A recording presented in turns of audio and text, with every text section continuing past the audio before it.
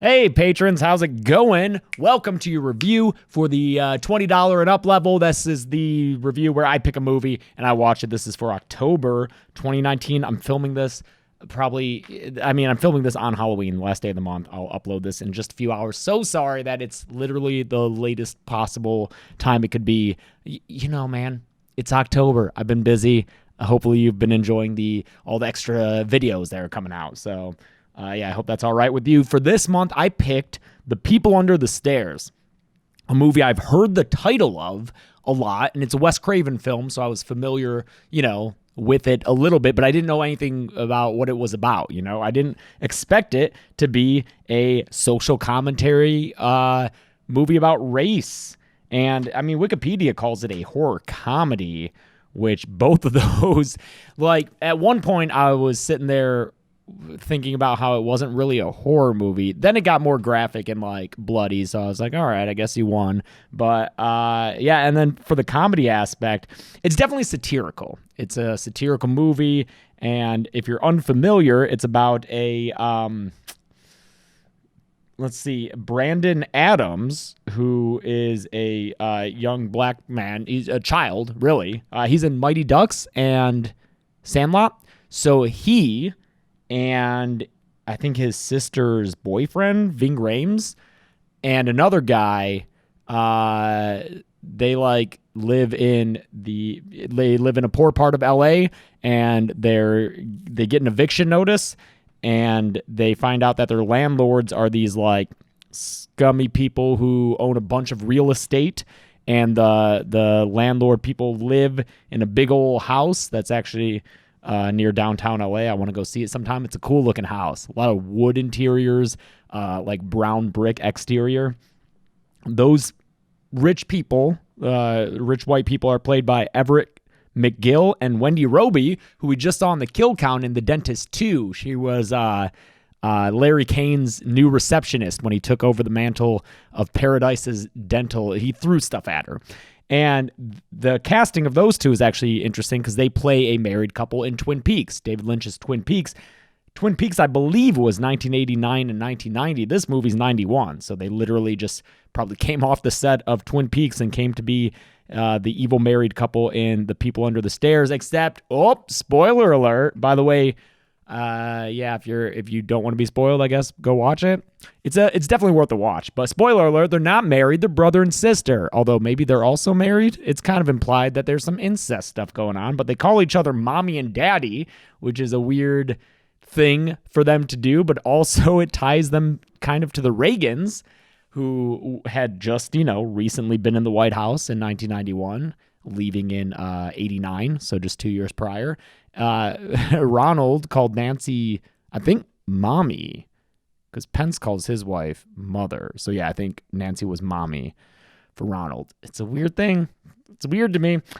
But yeah, this is obviously a satire on, they're like a conservative couple. All they want is money. Their whole motivation is greed and pulling in more money and charging exorbitant rates of rent that when people can't pay, they then evict them and tear down the houses and build office buildings. That's the whole thing. It's about gentrification and all that. So it's interesting that there's a movie about that. But it's Wes Craven, dude. We miss Wes Craven so much. I say we as me and Chelsea. We miss Wes Craven so much. Such a smart guy. So funny, so kind in his interviews, he seemed. And I really wish I had the chance to meet him and talk to him because, he did movies like this. You don't need to do a satirical movie about capitalism when you're a quote-unquote horror director, but he did it, and it's pretty good. I feel like it flies under the radar because, like I said, I had been familiar with the title, but not really the content of the movie. You got Ving Rhames in here. This is, 90s were good to Ving Rhames. So it's mostly this kid running, Brandon Adams, right? That's his name. His character's name is Fool, which is fun. It's mostly him running around this house trying to save and free this daughter named Alice that the Robesons, I think it's Robeson, is that how you pronounce it? The evil couple that they have. And the titular people under the stairs are other children that they have who apparently did not stick to the rules of see no evil, hear no evil, speak no evil, and then were put in the basement where they have become albino cannibals. So that's fun. Yeah.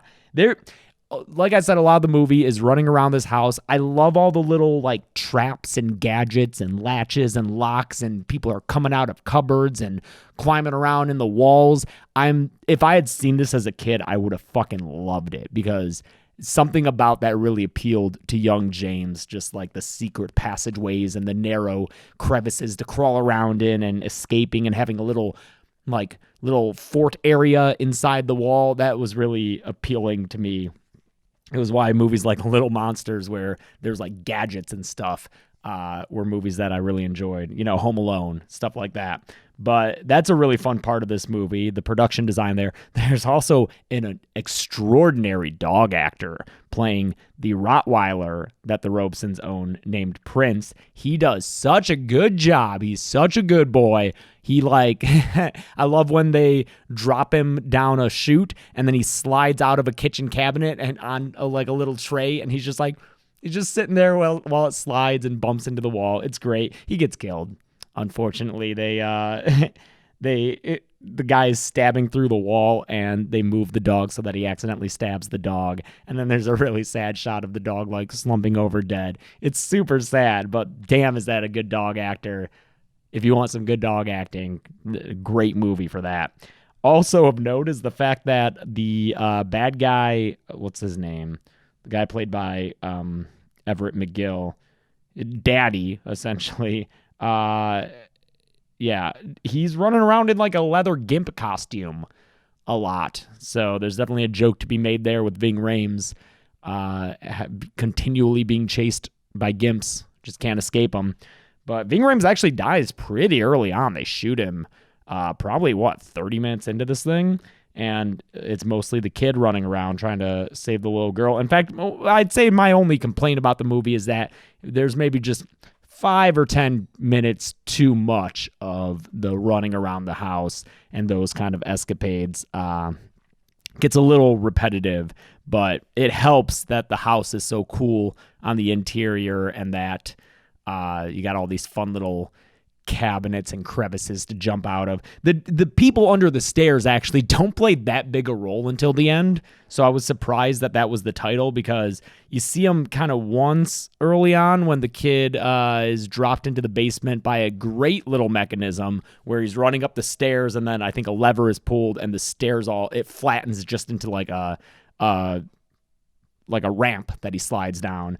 But yeah, the kids under the stairs are all like cannibals, and they try to eat him, and he's saved by this one person under the stairs named Roach, who is just this skinny little bastard running around and laughing his ass off. The dude looked really familiar to me, and the name sounded familiar, Sean Wayland, but I looked up his what he's in. I didn't really recognize him from stuff. I guess he was in a commercial of sorts, but one person I did end up recognizing was the main person under the stairs who wasn't Roach. He was just I think it was Stairmaster was his credited role, but he's an albino, white hair, and he's kind of the leader of the gang. The kill count's not out yet, but this dude is actually in Slumber Party Massacre 3 as this guy who just stares at them on a beach. Jan Birch is his name. Very Nordic name. And yeah, so you'll see him if you watch this movie and you see the main Stairmaster guy who does a lot in the end of helping them get to where they need to be. Yeah, that guy ends up being in Slumber Party Massacre 3. And it was interesting. He was one of the few actors who was on the behind the scenes stuff for that movie, talking about his experience making it. So that's fun. Also in this movie is Kelly Jo Minter as Ruby. Ruby is Fool's sister, and she was in Nightmare on Elm Street 5. She was that swimmer friend of Alice's who I don't think died. I think she actually survived after her little dream sequence diving into the pool. And I think she was also in another movie that I have covered or looked at, but as soon she opens the movie reading tarot cards for Fool, and she does a great job with the narration, bringing us into the movie and like introducing the characters just like voice only. But I recognized the voice immediately, and yeah, it was Yvonne in Dream Child. And I remember in Dream Child, her dialogue delivery is kind of rushed, and it kind of bothered me. And so I was so interested to see her role here, where like she has all this voiceover delivery that's really good. So maybe it was just a directing thing. I don't know. I swear. Oh yeah, she had a small part in The Lost Boys as well. But yeah, this movie is fun to have a little bit of social commentary. They've even throw in, there's like news reports on the war in Iraq, the first one, not the Redux sequel that we had during my teenage years, but the one in the early 90s with Bush the first. So that's on TV just to kind of tie it into the political themes going on. There's a lot of stuff like, yeah, it's not super subtle, but they just have lines where like the Robesons are saying how they want to build condos to get lots of clean, nice people in the buildings they own, as opposed to implicitly, the like minority characters who live there now who maybe have a hard time paying the high rent fees. Let's see. Oh yeah, I would, if there's ever a remake of this, Michael Shannon needs to play Daddy, because that guy is crazy. He's probably like the goofiest character. I mean, both of the Robesons are kind of, very broad, larger than life caricatures, but Everett McGill definitely is the one doing the majority of the goofy faces and just very expressive with his face. And I think that the performance there maybe turns some people off from this movie, because I remember seeing a Reddit thread about best horror movies from the 90s, and this was included, and some comments were against it because they felt like it was too silly or too goofy. But I don't know. It works for me. It's a satire. It's maybe, it's definitely goofier than like Scream or New Nightmare, which were also, I mean, I wouldn't call New Nightmare a satire, but Wes Craven's always played around with this kind of like speaking directly to the audience sort of thing. And this is definitely one of the goofier ways that I've seen him do it. Definitely more broad, but yeah. I mean, there are some legit funny lines here when the kid is acting. He's trying to gain access to the house or like see what kind of security they have. So he goes there dressed as a Bear Scout, which I don't know if it's a real thing, but that's fun. But Wendy Roby comes out and starts to yell at him to get away from the house. And he's like, he's pretending to sell her whatever. He's like, I know it's a bother, but so is cerebral palsy, which I'm raising money for. And just like, there's some really funny lines like that. A lot of the dialogue between Ving Rhames and Fool are fun because, Fool says he wants to be a doctor early on, and then there's commentary where Ving Rhames says that, that's not going to be possible. How are you going to pay for medical school? I'm going to teach you a trade, burglary and robbing people, because that's a way for us to survive, not going to med school, which isn't a feasible opportunity for us. So a lot of dialogue like that. Oh, yeah, very coded language, or not so coded. When they find out that the kid's name is Fool and they're chasing him around the house, I think Wendy Roby says the line, the only good fool's a dead one, which is I don't know which people that line originated with, maybe Native Americans, but I feel like it's been used against many minorities and other people who were unwanted by the power class in whatever society, but like the only good Indian's a dead one, like for example. And I've heard that used a lot. So including that was very pointed, I believe, and part of the satirical edge that this movie has that Wes Craven gave. Oh yeah, that dog gets punched in the face, by the way, and it's actually, it's kind of funny because it's clearly a dog puppet head that sticks its way through a door and the kid just like punches it in the face. It's funny. I love dogs. I don't ever want to see a dog get hurt for real, but that was super funny. Wendy Roby has a lot of really choice lines, very hilarious. When she's yelling at her daughter Alice, she says, "You viper in my bosom." And just the way she delivers it is excellent because it's like that character really believes all this shit she's saying. Yeah,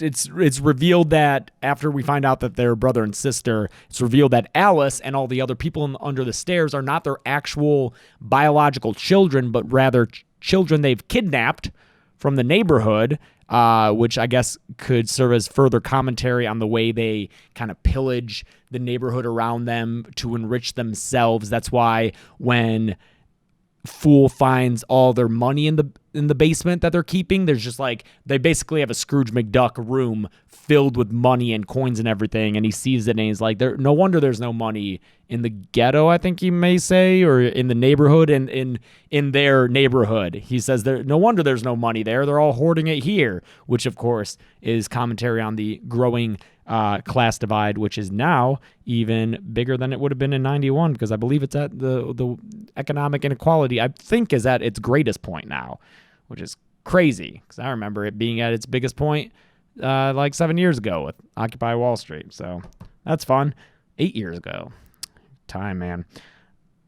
I like the ending of the movie is Fool blows everything up and the money just rains down, and the people who have gathered outside the house to protest their landlording ways, they get to have the money, and then a rap song starts, and it's a lot of fun. But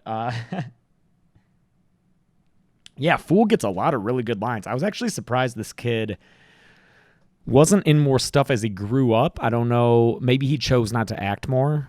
He was in both Mighty Ducks movies and Sandlot. So clearly he's a very talented kid actor. I think this movie was before all of those.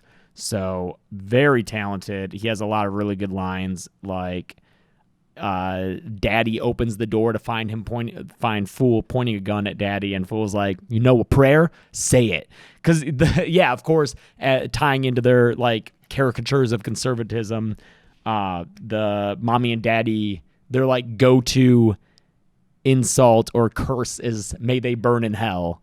So everything for them is about wealth and God. It's very obvious that this movie is a response to the Reagan era, which would have been, 8 years plus since HW took over afterward, to continue that legacy of just that kind of,